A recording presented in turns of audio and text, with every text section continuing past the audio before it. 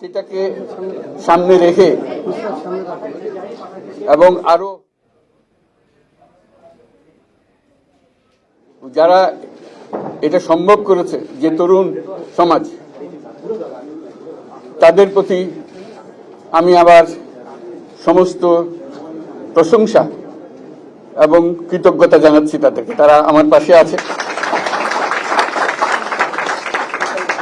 এরা এই দেশকে রক্ষা করেছে, এই দেশকে নতুনভাবে পুনর্জন্ম দিয়েছে এবং এই পুনর্জন্মে যে বাংলাদেশ পেলাম, সে বাংলাদেশ যেন অত্যন্ত দ্রুত গতিতে এগিয়ে চলতে পারে, সেটাই হলো আমাদের শপথ। সেটা আমরা রক্ষা করতে চাই, এগিয়ে যেতে চাই। আজকে আবু সাঈদের কথা মনে পড়ছে আমাদের, যে আবু সাঈদের ছবি বাংলাদেশের